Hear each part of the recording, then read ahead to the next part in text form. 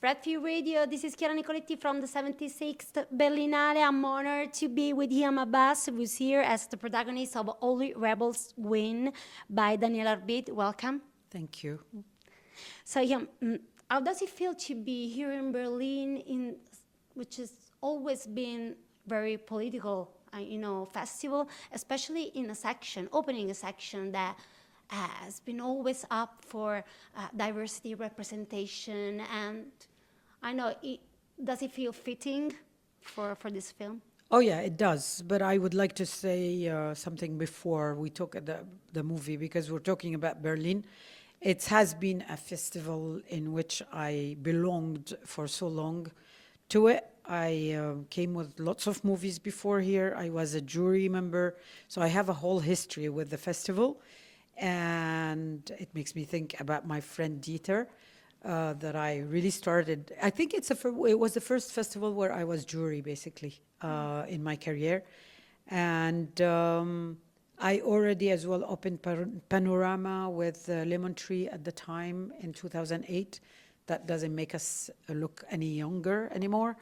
Anyway, and for me, it has been always really the festival that just like has a great connection with the political world of today, because it's not only a red carpet festival, it has a lot of engagement towards the political situation of the world represented in different movies in a very concentrated way. That doesn't make the other festivals less political or less important, but their selection is mostly build on that political engagement. Well, would you describe this as a love story, and the possibility that we might have to find a person that for us, I would translate it more into an act of resistance. And when love becomes an act of resistance, it's still like more enjoyable, I think, the resistance itself. It's hard at the same time, but I think it's very important really for me to look at this movie beyond the love story. It's beyond what these two characters are going to live together in order to resist or to survive. It's an act of survival in a world that today doesn't help people to exist in the way they want to exist, in their choices. Even like when you leave your country for I don't know what kind of horrible reason today, you're completely denied the right to exist somewhere else. You can die in your own country and the world just would close their eyes on it. So it is really political in that sense. It is a resistance in that sense, although I would say the caress, the although the tenderness of the movie is through the love story of the two characters, it just goes beyond the love act on itself. How about the actor resisted that this thing that she says, she writes, actually, she says, thanks to him, I've rediscovered my rage. It is still intact. Who said that, sorry? You. Oh, what did I say?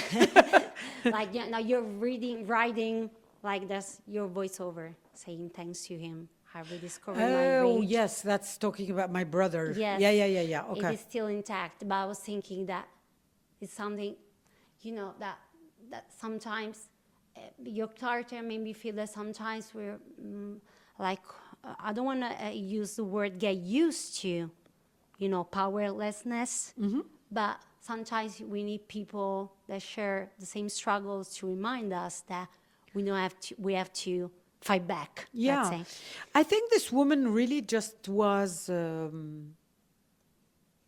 subject to the power of her husband in a way for years, and in a way, I don't think our nature changes. It modifies itself in order to fit in a new reality.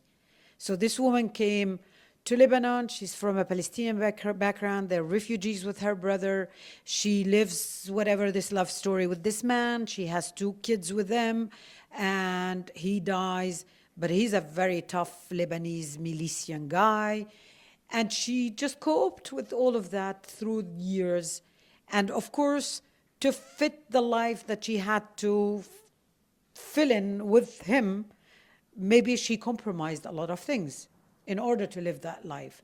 So now she's at an age where he's not there anymore, and she has no kids at home anymore, and she just like meets a lonely soul like herself, and they just like want to live something different, something joyful, something that brings them happiness in life that she would have never imagined to have.